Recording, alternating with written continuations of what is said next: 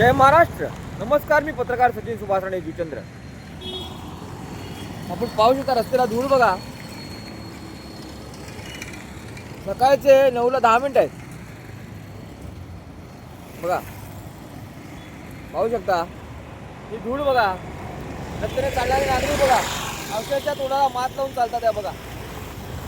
एवढी धूळ आहे की नागरिक सुद्धा दिसत नाहीये स्पष्टपणे. पाहू शकता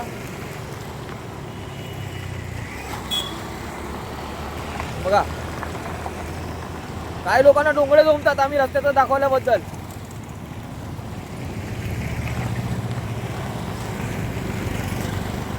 धूळ दिसत नाही का? हे त्रास होत नाही का आरोग्याला? पाहू शकता धूळ बघा किती आहे. जर रस्ते होणार नसतील तर त्याचे स्पष्टपणे सांगा ना. आणि मग खडी आहे ना ती झाडून काढा पहिले आधी. झाडून काढाय खडी. एवढे हे थर ठेवलेला आहे झाड या खडीचा. झाडून काढाय. पुढे धूळ सगळी नाका तोंडात जाते लोकांच्या, नागरिकांच्या, आमच्या सगळ्यांच्या. हा रस्ता डांबर कधी टाकणार आहे? लहान मुलांचं आरोग्य बिघडल्यावर या धुळीचा सामना करायला लागतो सगळ्यांना. आवाज उठवायला कोण नाही तयार. पाहू शकता एवढी वातावरणामध्ये धूळ आहे पहा.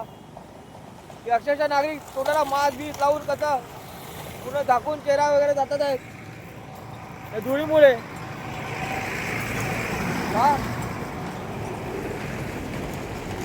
टँकरने पाणी टाकायला पण हरकत नाही, पण गाड्या स्लिप होतात ना. नाही तर टँकर रोजच्या रोज टाकू शकतात असं पण आहे. गाड्या स्लिप होतात त्याचं काय? एवढं करण्यापेक्षा ते रस्ते बनवाय डांबर टाकायचे वर पहिला. बघा किती धूळ आहे बघा. ही सगळी नाका तोंडात जाते, शरीरात जाते ही धूळ.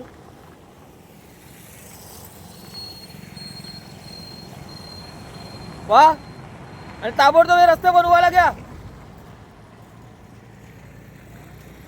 त्यापेक्षा सगळं तुमची खडी टाकली ना ती घेऊन जावा उचलून.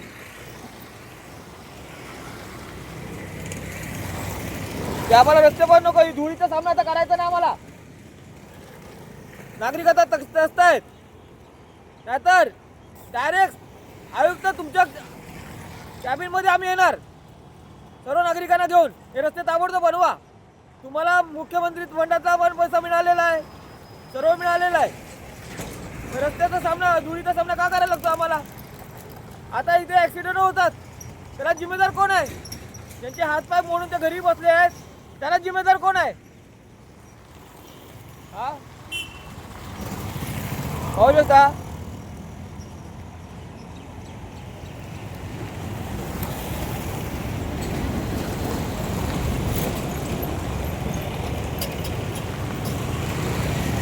तुम्हाला काय एसी मध्ये बसून काय दुसरं सुचणार नाही, पण हे रस्त्यासाठी काय आम्हाला त्रास सहन करायला लागतोय.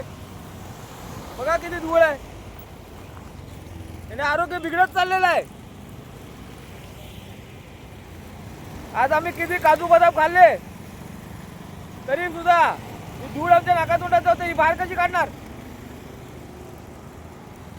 फुफ्फुसामध्ये गेलेली धूळ ही बाहेर काढता येईल का? पहा इतक्या धुळीमध्ये जाणारे येणारे प्रवास करणारे अक्षरशः त्रस्त झालेले आहेत. नायगाव पूर्वातले लोक अक्षरशः त्रस्त झालेले आहेत. आज निलेश म्हात्रे साहेब आयुक्त तुम्हाला किती वेळा लेटरं दिली? आमच्या पक्षाने दिली, इतर पक्षाने पण दिली. किती लोकांनी लेटरं दिली तुम्हाला? तरी पण रस्ते का नाही अजून? आता अजून परत 4-5 लेटर घेऊन येऊ का आम्ही तुमच्या कॅबिन मध्ये? अर्ज घेऊन येऊ का?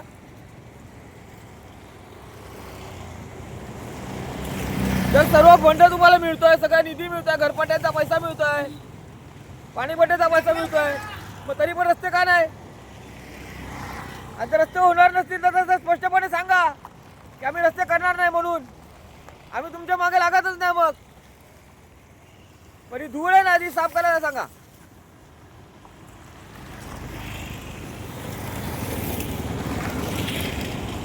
आज आमदार झाले, खासदार झाले, किती झाले ते, पण तरी पण हा रस्ता काय होत नाही. बघा किती धूळ आहे. कपडे खराब होतात, आरोग्य खराब होतं, लहान मुलांना काही कसले कसले आजार व्हायला लागले, श्वसनाचे आजार व्हायला लागले, खोकला व्हायला लागला लहान मुलांना. त्यांचा तरी विचार करा. तुम्हाला फक्त पैसा दिसेल, म्हणजे आरोग्य बिघडल्यावर कोण जिम्मेदार आहे? डॉक्टरला किती पैसा जातो माहिती आहे का? नागरिकांचा. तिथे गाडीने ऍक्सिडेंट झाला, पडल्या बिडल्यावर किती पैसे जातात, नुकसान होतं, दुखापत होते, लोक घरी बसतात, कामधंद्याला जात नाही.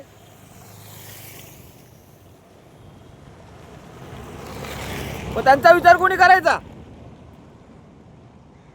तर आयुक्त निलेश म्हात्रे साहेब, तुम्हाला विनंती आहे की ताबडतोब इथे रस्त्याचा बघा. जय महाराष्ट्र. आणि आता असे रस्ते बनवा की परत हे रस्ते खराब झाले नाही पाहिजे आणि धुळीचा सामना ते आम्हाला करायला लागला नाही पाहिजे. आता ते करा. तुम्ही रस्ते बनवाल तेव्हा बनवायला, पण या धुळीचा सामना करायला नाही लागला पाहिजे. आणि माझी महानगरपालिकेला सुद्धा विनंती आहे की आधी हे रस्ते साफ करायला येण्यात यावे.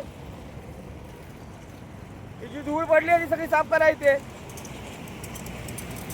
आता मशिनरी आणून धूळ कशी तरी काढता, मशिनरी आणून धूळ काढा. हे प्रदूषण आहे एक प्रकारे, हे एक प्रकारे प्रदूषण आहे आणि हे जाणून बुजून केलेलं प्रदूषण आहे. लोकांना श्वसनाचे विकार होतील, किती लोक अटॅकने वारली त्यांचा विचार तरी करा. हे बघा ना, धूळ बघा ना, हे काय आहे बघा. सकाळचे 9 वाजायला आले, आता 9ला 5 मिनिटं आहेत. बघा ही अशी धूळ बघा. आणि हे नायगाव पूर्व मधील महालक्ष्मी स्टार सिटी इथे आपण उभा आहे. पहा, हे जाणून बुजून केलेला प्रकार आहे हा. कुठेतरी नागरिकांना त्रास द्यायचा आणि इलेक्शनसाठी काहीतरी त्रास देऊन स्टंट आहे एक प्रकारचा. नागरिकांना त्रस्त ठेवायचं आणि त्याच्या जीवावर इलेक्शनला मतं मागायची किंवा मतं घ्यायची, हा एक प्रकारचा स्टंट आहे. आणि आता हा विचार करा आणि रस्ते पहिले आधी चांगले बनवा. बघा, हे धुळीयुक्त सामना करायला लागतो नागरिकांना. आणि फालतू कमेंट मला मारायचं नाही. एकटा माणूस आहे तो रस्त्यासाठी भांडतोय. जय महाराष्ट्र. आणि उपऱ्यानी तर फालतू कमेंट मारायचंच नाही. तुमच्या राज्यात जावा, तुमच्या इकडे, आणि मग करा. उपरे झाले फालतू कमेंट मारणारे, आलेत बाहेरून कमवायला, पोटा भरायला, दलाली करून खायला, आणि का फालतू कमेंट मारतात. जय महाराष्ट्र.